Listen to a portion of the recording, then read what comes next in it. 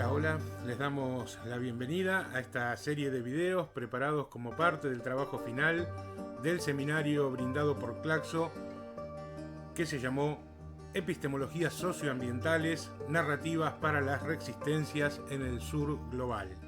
Mi nombre es Aníbal Fernández y pretendo presentar a partir de esta serie de videos algunas cuestiones socioambientales que hacen a nuestra comarca andina del paralelo 42. Intentamos, a través de la palabra de especialistas locales que han participado en diferentes charlas y en diferentes conversatorios durante el 2021, acercar y presentar algunas claves de lectura y las miradas que ellos vienen realizando con respecto a estos temas. La intención es repensar y enriquecer la formación docente, entendiendo que es fundamental para poder introducir en los espacios educativos estas perspectivas más ricas y menos estereotipadas. Como aclaración final, digamos que nos parece importante trabajar todas estas dimensiones de forma interrelacionada, junto a aquellas que en este trabajo incluso no hemos considerado, algo que hoy lamentablemente no viene sucediendo. Pese a ello, por cuestiones prácticas y de duración de cada video, resolvimos presentarlas en 4 capítulos separados, aunque ustedes podrán observar dichas relaciones a partir de los comentarios de quienes participan. Entonces, ahora sí, sin más dilación, presentamos el presente capítulo. Capítulo 1. Los incendios. En los últimos años, pero sobre todo desde el verano 2021, también lamentablemente así está comenzando 2022, la presencia cada vez más recurrente de incendios que afectan a los ambientes, pero también cada vez más a las viviendas que se ubican en zonas de interfase, nos arrojan un saldo de pérdida enorme en términos de biodiversidad y también en afectación de proyectos de vida. Esto lleva poco a poco a que empiecen a ser cada vez más que un problema, un conflicto socioambiental de difícil resolución, pese a que todavía la organización social alrededor de este conflicto es aún incipiente. Para poder reflexionar sobre el tema, aportamos la mirada de 3 especialistas de la zona con quienes estuvimos compartiendo un conversatorio el 21 de octubre de este pasado año 2021. Nos referimos a Juan Lobo Araujo, geógrafo de la Universidad Nacional de Río Negro, que viene realizando una investigación al respecto. También convocamos a Silvio Antequera, que pertenece en la actualidad a la Secretaría de Bosques de la provincia de Chubut, y Nicolás de Agostini, miembro del Servicio de Prevención y Lucha contra Incendios Forestales de la provincia de Río Negro. Vayamos a escucharles. Algunas de esas cuestiones que hacen a la construcción de estos territorios riesgosos, como bueno, son lógicamente las formas de urbanizar. La expansión urbana se da de forma difusa y se da en contacto con el bosque, ¿no? Generando lo que se llama la interfase rural-urbana o forestal-urbana, en la cual, bueno, hay varios estudios que demuestran que, bueno, que en esa porción de territorio conocido del sur de Río Negro y el noroeste de Chubut, que representa alrededor de un 6%, o sea, casi la totalidad o un 3/4 de todas las inicios de incendio. Después, bueno, la cuestión de las políticas o de la insuficiencia de políticas de planificación territorial y de políticas habitacionales, que también de algún modo fue derivando, bueno, en la ocupación de forestaciones que fueron abandonadas, ¿no? O sea, con fuertes carencias en cuanto a servicios de luz, de agua, de vías de acceso, ¿no? Y todas estas cuestiones, bueno, también la falta de prevención que tenían esas forestaciones. Nosotros decimos que son, bueno, condiciones estructurales que merecen la atención, digamos, a la hora de pensar una política pública integral para atender la cuestión del incendio, ¿no? Bueno, lo que mencionaba recién, que existe una manifiesta necesidad de respuestas duraderas e integrales, incorporación de dispositivos de participación social, la formulación e implementación de nuevas formas de gestionar y planificar un territorio que hoy se revela riesgoso para importantes sectores de la población, y sobre todo, bueno, en relación a esto último que hablaba de las condiciones estructurales que hacen el riesgo, de pensar, bueno, las responsabilidades diferenciales, ¿no? Para ir un poco más allá o para pensar un poco más allá de la responsabilización individual, a la cual muchas veces se orienta como que hay un montón de cuestiones y de condiciones que son necesarias para hacer prevención. Obviamente entiendo que la prevención es una parte dentro de algo mucho más amplio, pero bueno, algo para pensar, ¿no? Como desde las instituciones a atender también a estas cuestiones más estructurales que hacen al riesgo de incendio. Bien, hasta allí algunos de los conceptos que nos dejaba Juan Lobarauj y que son parte de su propia investigación. Y ahora pasamos a escuchar a Silvio Antequera, quien trabaja en la Secretaría de Bosques de la provincia de Chubut. Una diapositiva que tiene varias imágenes sobre nuestro ambiente, que es nuestro patrimonio natural y que la calidad de vida, nuestra calidad de vida depende del estado de este ambiente, y creo que la mayoría podríamos estar de acuerdo en la conveniencia de protegerlo, preservarlo y obtener bienes y servicios en forma sostenible. Más las leyes que dicen que debemos hacerlo, son leyes de presupuestos mínimos, nos lleva a una situación donde tenemos que tener mucho cuidado a la hora de trabajar sobre estos lugares. Por otro lado, podemos ver, acá hay una diapositiva con registros históricos de fuego, donde hay referencias a grandes incendios históricos, visibles para ellos en ese momento, y mapeos que luego han recurrido una y otra vez, quemado los mismos lugares, y además, no está agregado acá, pero podríamos ver registros de análisis en la zona de Cholila. Soledad Caracoche, compartimos una charla ayer con ella y los comentaba, historias de 9.000 años, donde hay fuegos recurrentes. Lo que sí ha aumentado en estos años es la frecuencia, pero se queman los mismos lugares, y las especies están adaptadas a ellas. Entonces hay otra cuestión que creo que podemos acordar, que el fuego es parte del ambiente, parte de su dinámica, y podemos estar de acuerdo con reconocerlo y aceptar la existencia y su función como tal. Y por último, algo que no me voy a extender, es cómo ocupamos el territorio y cómo se ha intensificado la tasa de ocupación del territorio. Es acelerado, y ocupamos a veces zonas que no son de bosque, pero muchas veces otras zonas de bosque. Y se da de la manera que comentaba Juan, no planificada. Lo que trato de mostrar acá es la celeridad con la que van ocurriendo esos cambios, que tiene que ver también con cómo podemos garantizar la sostenibilidad del recurso, si se parcela de la manera que está ocurriendo. ¿Qué es lo que pasó con la población del Lago Pueblo El Hoyo de Puyén, de 1970 al 2021? Se ha multiplicado varias veces. Y reconocer también algo que está ocurriendo a nivel global. Abajo hay algunos números sobre lo que ha pasado en Estados Unidos respecto de la población. En 1960, donde había 180 millones, de los cuales 6 millones de habitantes vivían en zonas de interfase, es decir, el 3%, y en 2012 la población creció a 350 millones, de los cuales 120 viven en zonas de interfase. Que lo traigo como referencia porque cada vez escuchamos con más frecuencia incendios catastróficos en Estados Unidos. Bueno, tiene que ver con eso. Los incendios tal vez antes ocurrían, lo que pasa es que ahora ocurren donde hay casas y gente, que me parece que es importante reconocerlo, porque a partir de acá es donde se nos presenta esto que decía como un dilema. Si estamos ocupando territorios de bosque, nos tenemos que cuidar, y para cuidar tenemos que alterar ese ambiente, y por el otro lado, si reconocemos que ese ambiente es importante para nuestra calidad de vida y tenemos que cuidarlo, implica no tocarlo. Entonces, ¿cómo abordar ese tema?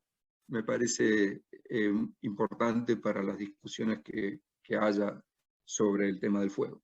cuáles son los desafíos que los incendios traen de cara a la gestión comarcal. Se me ocurrió tirar esto así en forma de casi de problemas o palabras sueltas. Y les voy a decir por qué. El por qué está en lo primero, en las primeras dos palabras, totalidad y complejidad. Desde el lugar donde uno trabaja, que tiene que ver con un organismo que debe dar respuesta a esta situación de la prevención, manejo del fuego, puedo decirle que la palabra que me surge es, no sé, como que es una tarea abrumadora, ¿sí? Y la palabra totalidad me parece que se ajusta mucho a esto, porque ocurrido un evento como los últimos, queda en evidencia algo que los que trabajamos en esto sabemos, que es que involucra a absolutamente toda la comunidad, en todos sus tipos de organizaciones, en todas las escalas territoriales, y en todos los niveles de organización. Entonces, cualquier cosa que uno quiera hacer, sea en materia de prevención, presupresión o supresión, tiene que estar viendo a la comunidad toda en sus diferentes roles y niveles en forma casi permanente. Y eso trae consigo toda la complejidad que esto significa. Entonces, por eso hay palabras sueltas, porque nada, organizar eso es el principal desafío que tenemos. Luego, la inestabilidad y la discontinuidad de políticas, instituciones, organizaciones, se ve en muchos ambientes, y en el nuestro, en el de fuego, que requiere una organización muy compleja, sostenida en el tiempo. Esto atenta permanentemente. Se hacían cosas que dejan de hacerse, hoy importa una cosa, mañana importa otra, y si todo está sujeto a la inestabilidad y discontinuidad institucional, estamos en un problema. Y con un cambio climático que pareciera ser que para nuestra zona nos la va a poner más difícil. Tal vez más temperatura, tal vez menos precipitación, lo cual lleva problemas tanto a la preservación del ambiente como al nivel de peligro al que vamos a estar sometidos, del cual va a haber que reducirse. Y obviamente se van generando cada vez más situaciones de interfase, que lo vemos en el resultado de los incendios que hemos tenido. Años atrás no se quemaban casas, 2011, 2012 se quemaron 8 o 13 casas, 2021 500. Y bueno, después aparecen otras palabras, ¿no? Planificación. ¿Será posible planificar en las instituciones que nos toca? Para que se den una idea, ya en el año 2010-2011 tuvimos la intención de facilitar a los municipios de la cordillera que tengan su plan de protección. La realidad es que en 2021, ocurrido algunos incendios, caímos en la cuenta que algunos municipios tenían esos planes cuando había que ver cómo abordar el hecho consumado con el incendio. Es decir, no es posible, no ha sido posible usarlo como herramienta de gestión. Está muy bueno el ámbito porque también desde la educación creo que es un lugar fundamental desde el que se pueden hacer cosas para cambiar de base todo esto, desde la raíz, que simplemente es el pensamiento y las percepciones de las personas que en algún momento tienen que actuar de una determinada manera. Tomé esta diapositiva prestada de una presentación que hicieron ayer Soledad Caracochi y Claudia Arostegui en una capacitación docente que estamos llevando adelante nosotros acá en la provincia. Me parece que este abordaje, ¿sí? De la gestión de riesgos, con responsabilidades y cuidados múltiples, como lo proponen, tiene en sí, si uno ve cuáles son las componentes de esta mirada, de la percepción del riesgo, la amenaza o peligro, la vulnerabilidad social, la incertidumbre, me parece que ahí hay todo lo que alimenta a cada una de esas componentes de la percepción del riesgo, son aspectos a tener en cuenta para la formación de los docentes, de los alumnos, para poder transmitirlas, para poder llevarlas a cada lugar donde tengamos que buscar una organización más razonable para gestionar todo esto. Y obviamente allá a la derecha, a la izquierda y arriba, está esta cuestión de la escala, que yo cuando decía la palabra la totalidad, bueno, tiene que ver con eso, abarca lo personal, social, comunitario, institucional, territorial. Y, perdón, yo todo esto que estoy hablando lo estoy mirando desde el punto de vista del fuego y también desde el punto de vista de la ocupación del territorio por el tema de bosque, pero no lo estoy mirando para nada en todo lo que significa la recuperación a semejantes desastres como ocurrió este año, donde la institución para la que yo trabajo no tiene un involucramiento directo. La reconstrucción de las viviendas, la reconstrucción de las partes productivas. Sí lo tenemos con un programa que venimos trabajando parecido a lo que hacemos en educación con el tema de restauración. Desde hace varios años, después de los incendios de Cholila, armamos una mesa de restauración que hoy está funcionando y por suerte con eso pudo darse alguna mínima respuesta a esa parte. Pero digo, estoy hablando con desconocimiento casi sobre todo lo que lleva a recuperar la trama social luego del incendio. Muy bien, ahí estaba Silvio Antequera entonces. Y ahora, por último, vamos a escuchar a Nicolás de Agostini, que comienza a contarnos sus experiencias en el Servicio de Prevención y Lucha contra los Incendios de la provincia de Río Negro. Bueno, ahí empezamos a trabajar, ya a seguir alguna secuencia, nos fuimos conociendo con Silvio, con otra gente de Chubut, y la verdad que pudimos empezar a trabajar activamente en la prevención de incendios, que creemos que es lo más criterioso, y en ese sentido creemos que justamente la docencia, la comunicación, la información es clave, ¿no? Este año ocurrieron cosas que no habían ocurrido en la historia, por ejemplo, del SPLIF. Si bien comenzó en una zona de interfase, después avanzó sobre una zona rural, no fue lo mismo que Golondrinas, ¿no? Sobre todo por el daño que ocasionó y sobre la vulnerabilidad que se encontró, digamos, en la población, ¿no? Sobre todo, algo que pareciera, la falta de preparación. Nosotros venimos hace años hablando de prevención de incendios, digamos, y hace años que, si bien dirigimos mucho hacia la población escolar, digamos, hacia los niños, con estas campañas que mencionaba Silvio, todos los años, los cuartos grados, todos los años en las fiestas regionales, lo que veíamos era que no había un efecto sobre la gente que vive en las zonas estas de interfase que mencionaba tanto Juan como Silvio, ¿no? Y vos seguías visitando los lugares o pasabas porque había un incendio, por suerte no tan grandes ni tan dañinos como estos de este año, y la cuestión no cambiaba.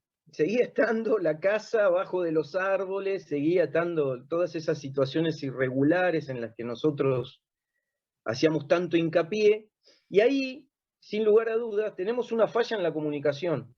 Algo que ocurrió antes de que terminaran los incendios. Nosotros tuvimos un incendio, el del Boquete, que terminó, lo dimos por finalizado el 28 de mayo, para que tengan una idea. Empezamos a pautarnos que íbamos a ir a visitar, seleccionar y a visitar las áreas de interfase más complicadas que teníamos en nuestra jurisdicción.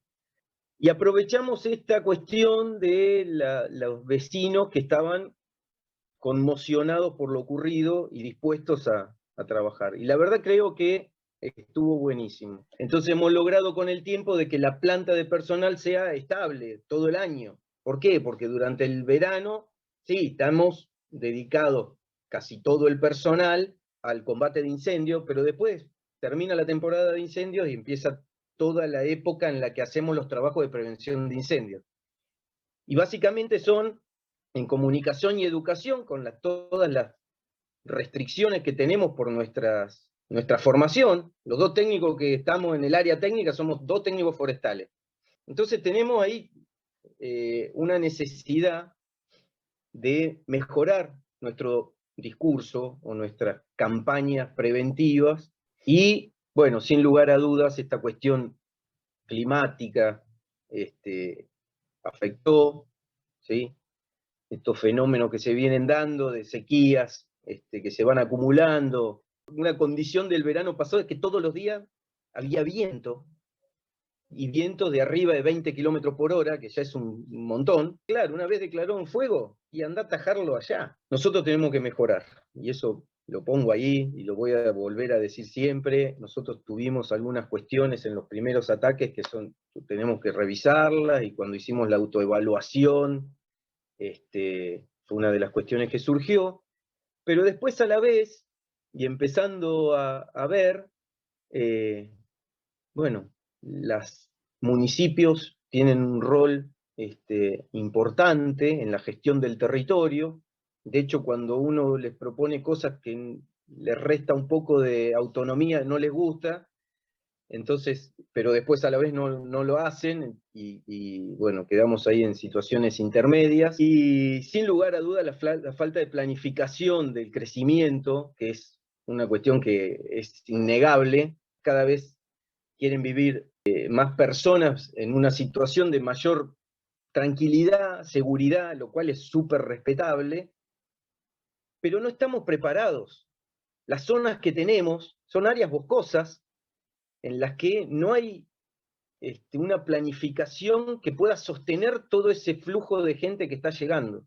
Entonces, te aparecen de golpe proyectos de ordenanza que te permiten áreas como Mallín Hogado, varios lo deben conocer, pero es una de las interfaces más bravas que tenemos, te permiten fraccionamiento hasta 1.200 metros cuadrados. Y en todo el proyecto de ordenanza no te aparece en ningún momento ni la palabra agua, ni la palabra incendio, ni... ¿Qué hacemos con eso? Hoy tuvimos una charla sobre un primer ataque, algunas herramientas básicas sobre el primer ataque de incendio, en un lugar muy emblemático, acá en Wharton, que debía haber, no sé, 60, 70 personas.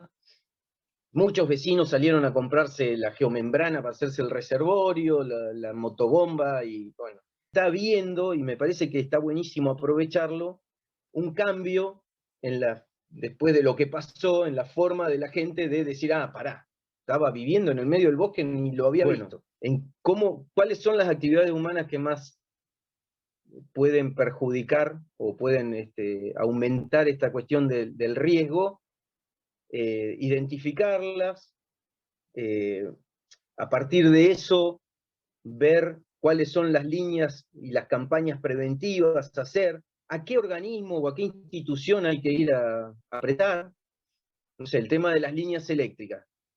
Acá fue una cuestión, en Río Negro veníamos hace muchos años con el EPRE, que es el ente regulador de acá de nuestra provincia, que el EPRE, que muchachos que aprieten a Edersa. Un día agarro la ley de electroducto de la provincia y decía, la primer responsable por el mantenimiento de la línea eléctrica es el municipio.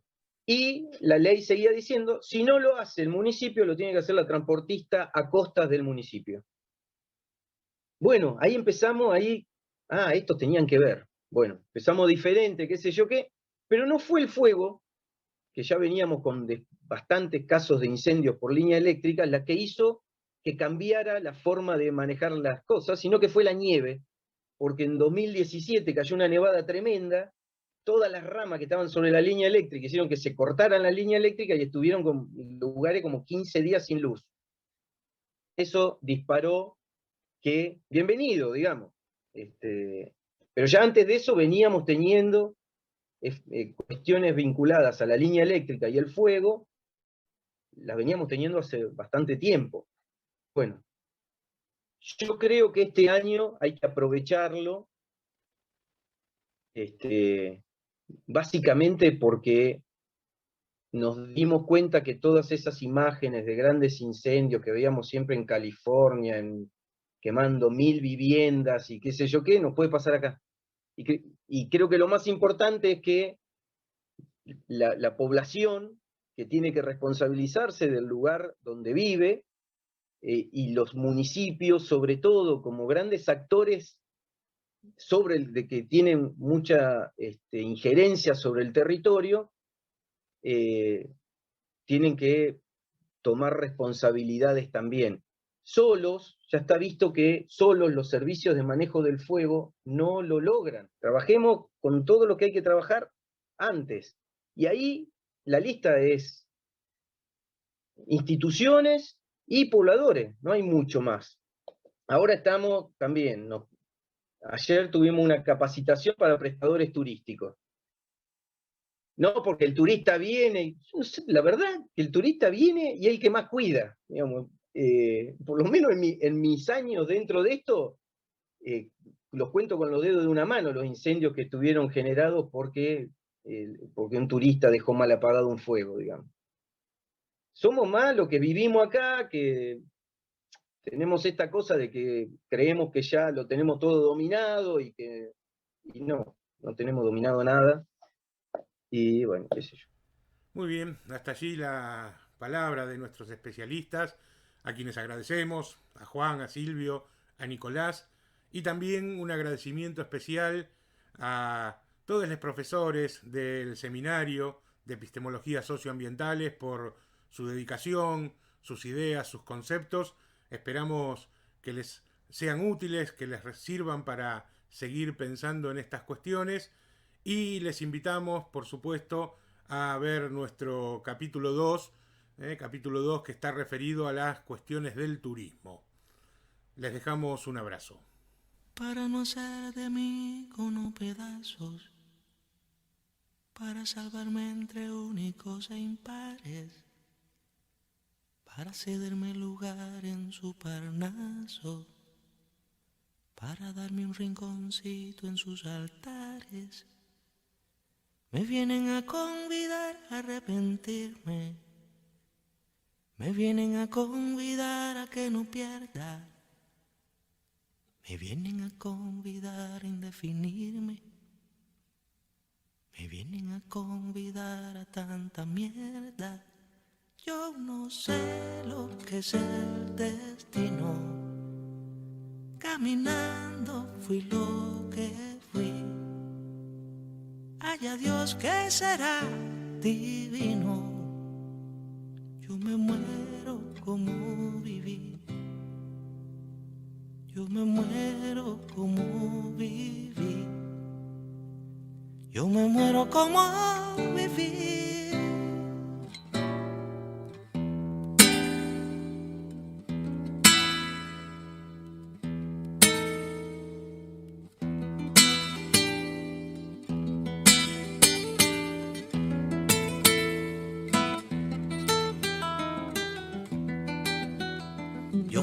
Seguir jugando a lo perdido.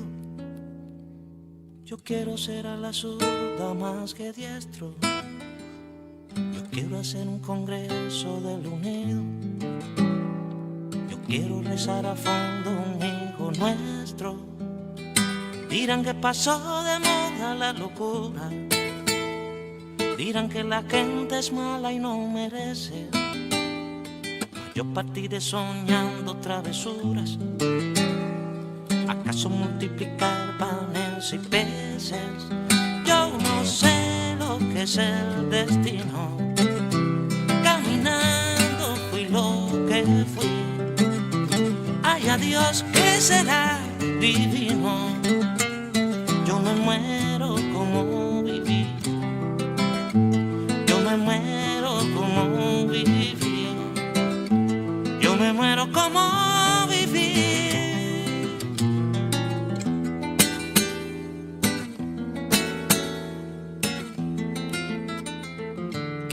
Yo me muero como viví, como viví.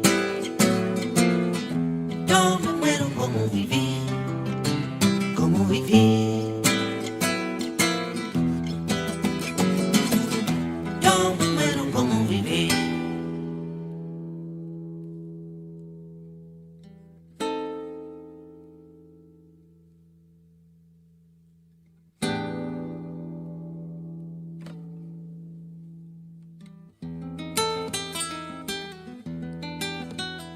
Dicen que me arrastrarán por sobre rocas cuando la revolución se venga abajo, que machacarán mis manos y mi boca que me arrancaran los ojos y el badajo. ¿Será que la necedad parió conmigo? La necedad de lo que hoy resulta necio, la necedad de asumir al enemigo, la necedad de vivir sin tener precio.